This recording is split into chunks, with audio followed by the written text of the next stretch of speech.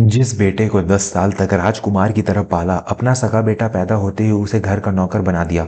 अमीर माँ ने मासूम के साथ जो किया उसे देखकर आपकी रूह कांप जाएगी। एक माँ की तड़प और बेटे के आंसुओं की दर्दनाक कहानी। दोस्तों, इंसान की फितरत भी गिरगिट की तरह होती है, कब बदल जाए कोई नहीं कह सकता। लेकिन जब एक माँ की ममता में मिलावट आ जाए तो भगवान को भी धरती पर आकर न्याय करना पड़ता है। आज की कहानी एक ऐसे ही मासूम बच्चे की है जिसे एक अमीर घराने ने अपनी गोद तो दी, लेकिन जब उनकी अपनी औलाद हुई तो उस मासूम की जिंदगी नर्क से भी बदतर बना दी। यह कहानी आपके रोंगटे खड़े कर देगी। तो चलिए बिना किसी देर किए शुरू करते हैं आज की यह भावुक कहानी। लेकिन वीडियो में आगे बढ़ने से पहले एक नेक काम जरूर करें, हमारे वीडियो को लाइक और चैनल को सब्सक्राइब कर लें ताकि ऐसी ही बेहतरीन कहानियां आप तक पहुंचती रहे। दोस्तों, यह कहानी शुरू होती है उत्तर प्रदेश के पवित्र शहर बनारस से। बनारस के घाट पर उस दिन शिवरात्रि का मेला लगा हुआ था। लाखों की भीड़ थी। इसी भीड़ में एक गरीब महिला जिसका नाम सावित्री था, अपने 5 साल के बेटे मुन्ना का हाथ पकड़े चल रही थी। सावित्री एक विधवा थी। पति के गुजरने के बाद मुन्ना भी उनके जीवन का एकमात्र सहारा था। वह मजदूरी करती थी, लेकिन मुन्ना को अभी किसी चीज की कमी नहीं होने देती थी। मेले में अचानक भगदड़ मच गई। लोग इधर उधर भागने लगे। इसी धक्का मुक्की में सावित्री का हाथ मुन्ना के हाथ से छूट गया। सावित्री चिल्लाई, मुन्ना मुन्ना कहाँ हो तुम? लेकिन ढोल नगाड़ों और लोगों के शोर में उसकी आवाज़ दब गई। वह पागलों की तरह हर चेहरे में अपने बेटे को तलाशने लगी। गिरती पड़ती रोती बिलखती रही, लेकिन मुन्ना कहीं नहीं दिखा। वह छोटा सा बच्चा भीड़ के रेले में कहीं गुम हो चुका था। दूसरी तरफ शहर के सबसे रईस और प्रतिष्ठित व्यापारी सेठ दीनानाथ और उनकी पत्नी मालती देवी भी उसी मेले में आए थे। दीनानाथ और मालती के पास धन दौलत कोठी बंगला सब कुछ था, बस कमी थी तो एक औलाद की। शादी के 15 साल हो चुके थे, लेकिन उनका आंगन सूना था। मालती देवी हर हर रोज भगवान से यही दुआ मांगती थी कि उसे माँ कहकर पुकारे। तभी घाट की सीढ़ियों पर एक कोने में उन्हें एक बच्चा सुबकता हुआ दिखाई दिया। वह मुन्ना था, जो डरा हुआ सहमा हुआ अपने घुटनों में सिर दिए रो रहा था। मालती देवी का दिल पसीज गया। वह उसके पास गई और बड़े प्यार से उसके सिर पर हाथ फेरा। क्या हुआ बेटा, तुम्हारे माता पिता कहाँ हैं? मालती ने पूछा। मुन्ना ने रोते हुए बताया कि वह अपनी माँ से बिछड़ गया है। सेठ दीनानाथ ने पुलिस को खबर देने की बात कही, लेकिन मालती देवी ने मुन्ना को अपनी गोद में उठा लिया। जैसे उसे मुन्ना को गले लगाया, उसे एक अजीब सा सुकून मिला, जैसे बरसों पुरानी प्यास बुझ गई हो। मालती ने दीनानाथ की आंखों में देखा और कहा, सुनिए, भगवान ने शायद हमारी सुन ली है। यह बच्चा हमें प्रसाद के रूप में मिला है। हम इसे पुलिस को नहीं देंगे, हम इसे अपने पास रखेंगे। देखिए ना कितना प्यारा बच्चा है, बिल्कुल हमारे वंश जैसा लगता है। सेठ दीनानाथ पहले तो हिचकिचाए, लेकिन पत्नी के मोह और अपनी सूनी गोद को देखकर वह भी पिघल गए। उस दिन वह मुन्ना को लेकर अपने आलीशान बंगले में आ गए। उन्होंने उसका नाम बदलकर आर्यन रख दिया। दोस्तों, यहाँ से मुन्ना की यानी अब आर्यन की किस्मत बदल गई। जो बच्चा कल तक टूटी खाट पर सोता था, वह अब मखमल की गद्दे पर सोने लगा। मालती देवी ने उसे इतना प्यार दिया कि आर्यन अपनी पुरानी माँ को, अपनी पुरानी जिंदगी को धीरे धीरे भूलने लगा। उसे दुनिया के सबसे महंगे खिलौने मिले। शहर के सबसे बड़े स्कूल में उसका दाखिला कराया गया। घर के नौकर चाकर उसके आगे पीछे घूमते। मालती देवी उसे एक पल के लिए भी अपनी आंखों से ओझल नहीं होने देती थी। पूरे शहर में चर्चा थी कि सेठ दीनानाथ ने एक अनाथ को अपनाकर उसे राजकुमार बना दिया है। समय का पहिया अपनी रफ्तार से घूमता रहा। 5 साल बीत गया। आर्यन अब 10 साल का हो चुका था। वह सेठ दीनानाथ और मालती का लाडला था, उनकी आंखों का तारा था। लेकिन कहते हैं ना दोस्तों, समय को बदलते देर नहीं लगती। 5 साल बाद एक ऐसा चमत्कार हुआ जिसने इस परिवार की नींव हिला दी। मालती देवी जी ने डॉक्टरों ने कह दिया था कि कभी मां नहीं बन सकती। वह गर्भवती हो गई। घर में खुशियों की सहनाइयां बज उठी। 9 महीने बाद मालती ने एक सुंदर से बेटे को जन्म दिया, जिसका नाम रखा गया रोहन। रोहन के आते ही घर का माहौल बदलने लगा। शुरुआत में तो सब ठीक था, लेकिन जैसे जैसे रोहन बड़ा होने लगा, मालती देवी का व्यवहार आर्यन के प्रति बदलने लगा।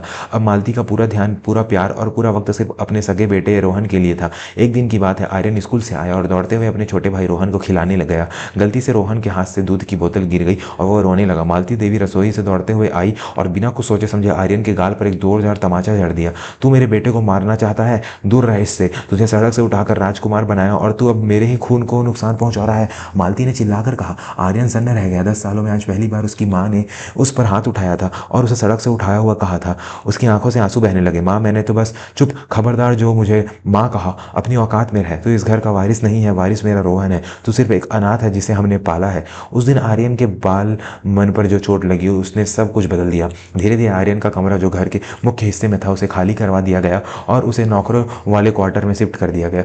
जो नौकर कल तक उसे छोटे मालिक कहते थे, मालती देवी के इशारे पर उसे हिकारत से देखने लगे। दोस्तों, यह कहानी का वह मोड़ है जहां इंसानियत शर्मसार हो जाती है। आगे क्या हुआ यह जानने से पहले अगर आपने अभी तक हमारे चैनल को सब्सक्राइब नहीं किया है तो प्लीज़ सभी सब्सक्राइब कर लें। आपका एक सब्सक्राइब हमें ऐसी कहानियां लाने की प्रेरणा देता है। वक्त गुजरता गया। रोहन 5 साल का हो गया, तब आर्यन 15 साल का। अब आर्यन घर का बेटा नहीं, बल्कि घर का सबसे भरोसेमंद और मुख्य का नौकर बन चुका था। सेठ दीनानाथ भी अब चुप रहते थे, क्योंकि उन्हें भी अपना अपना खून मिल चुका था। आर्यन को स्कूल से भी निकलवा दिया गया। मालती देवी ने भी कहा, पढ़ लिख कर क्या करेगा, आखिर है तो तू भिखारी भिखारी का ही खून घर पर काम कर, रोहन का ख्याल रख, वही तेरा काम है। आर्यन सुबह 5 बजे उठता, पूरे घर की सफाई करता, गाड़ियां धोता और फिर रोहन को तैयार करके स्कूल छोड़ने जाता। रोहन जो बहुत जिद्दी और बिगड़ैल हो चुका था, अक्सर आर्यन को लात मार देता या उस पर थूक देता। आर्यन चुपचाप सह लेता। उसे लगता था कि शायद यही उसका प्रायश्चित है। उसने अपनी असली माँ की याद बहुत आती थी, लेकिन उसे न उसका चेहरा याद था और न घर का पता। वह बस रातों को रोता और आसमान की तरफ देखकर अपनी माँ को याद करता। एक दिन घर में एक बहुत बड़ी पार्टी रखी गई थी। रोहन का जन्मदिन था। शहर के बड़े बड़े लोग आए थे। आर्यन को मेहमानों को पानी और जूस परोसने का काम दिया गया था। उसने सफ़ेद रंग की वर्दी पहन रखी थी, बिल्कुल बैरो जैसी। एक मेहमान ने गलती से आर्यन से टकराकर जूस अपनी शर्ट पर गिरा लिया। उस मेहमान ने आर्यन को गाली दी। यह देखकर मालती देवी वहां आई और सबके सामने आर्यन को बालों से पकड़कर खींचा। तुझे अकल नहीं है? 2 कौड़ी के लड़के हमारे मेहमानों की बेइज्जती करता है, निकल जा यहाँ से।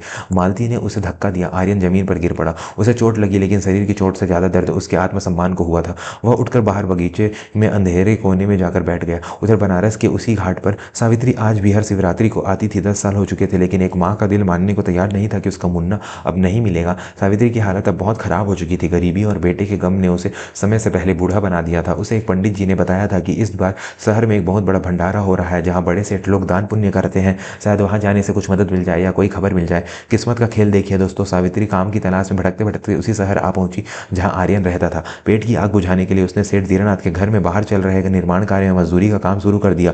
वह सिर पर ईंटें धोती और दिन भर पसीना बहाती। एक दोपहर आर्यन घर के बाहर खड़ा होकर रोहन की साइकिल साफ कर रहा था। रोहन अपनी बालकनी से खड़ा होकर आर्यन पर चिल्ला रहा था, अबे ओए, ठीक से साफ कर, अगर एक भी दाग दिखा तो मम्मी से कहकर तेरी खाल उधड़वा दूंगा। सावित्री जो पास ही ईंटें उठा रही थी, उसने यह आवाज़ सुनी। उसकी नज़र आर्यन पर पड़ी। आर्यन की पीठ पर पसीने से भीगी कमीज चिपकी हुई थी। तभी आर्यन पसीना पोंछने के लिए मुड़ा। सावित्री के हाथ से ईंटें छूट गई। आर्यन के दाहिने कंधे पर एक बड़ा सा जले का निशान था। यह निशान तब का था जब मुन्ना 2 साल का था और गर्म खीर का कटोरा उस पर गिर गया था। सावित्री का दिल जोर से धड़का। वह पागलों की तरह उसकी ओर बढ़ी। सिक्योरिटी गार्ड ने उसे रोका। ए बुढ़िया, कहाँ घुस रही है? सावित्री चिल्लाई, वो मेरा मुन्ना है, वो मेरा बेटा है। शोर सुनकर सेठ दीनानाथ और मालती देवी बाहर आ गए। आर्यन भी हैरान होकर उस बूढ़ी औरत को देख रहा था। सावित्री ने गार्ड को धक्का दिया और आर्यन के पास पहुंच गई। उसने कांपते हाथ से आर्यन का कंधा छुआ और उस निशान को चूमा। मुन्ना मेरे लाल, तू यहाँ है और यह क्या हालत बना रखी है तेरी? सावित्री फूट फूट कर रोने लगी। आर्यन को जैसी बिजली का झटका लगा, उसे धुंधली यादें आने लगी। एक छोटा सा घर, एक माँ जो उसे अपनी गोद में सुलाती थी, मेले की वह भीड़। उसकी आंखों से आंसू बह निकले। उसने धीरे से कहा, माँ। यह दृश्य देखकर मालती देवी आग बबूला हो गई। उसने आकर सावित्री को धक्का दिया। दूर हट मेरे नौकर से। कौन है तू और क्या नाटक कर रही है यहाँ? यह हमारा पाला हुआ है, कोई मुन्ना वुन्ना नहीं है। सावित्री जमीन पर गिर पड़ी, लेकिन उसकी आंखों में अब डर नहीं बल्कि एक शेरनी जैसा गुस्सा था।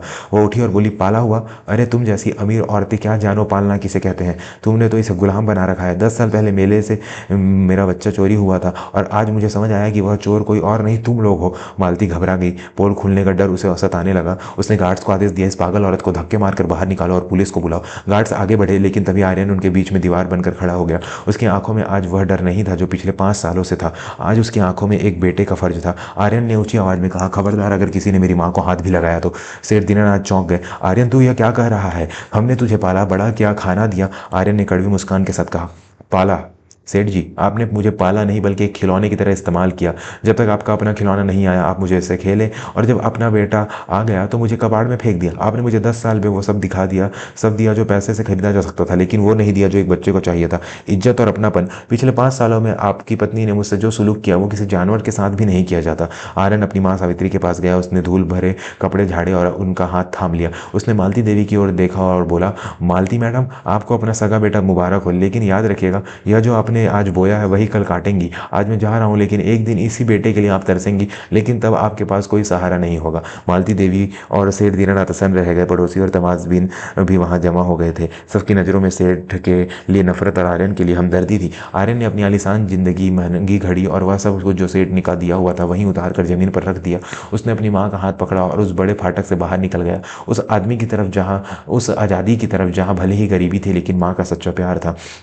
दोस्तों, समय कभी एक जैसा नहीं रहता। कहते हैं कि कुछ साल बाद रोहन बड़ा होकर जुए और नशे की लत में पड़ गया। उसने सेठ दीनानाथ की सारी दौलत बर्बाद कर दी और अंत में अपने ही माँ बाप को वृद्धाश्रम में छोड़ आया। मालती देवी आज वृद्धाश्रम की चारदीवारी में बैठकर हर रोज आर्यन को याद करती है और रोती है, लेकिन अब पछतावे का कोई फायदा नहीं। वहीं दूसरी तरफ आर्यन ने मेहनत की, अपनी माँ के साथ छोटा सा काम शुरू किया और आज वह अपनी माँ को रानी की तरह रखता है। दोस्तों, खून के रिश्ते सिर्फ पैदा होने से नहीं बनते, दिल से बनते हैं, और जो इंसान दूसरे की मजबूरी और मासूमियत का फायदा उठाता है, ऊपर वाला उसका हिसाब इसी जन्म में करता है। है। आपको यह कहानी कैसी लगी?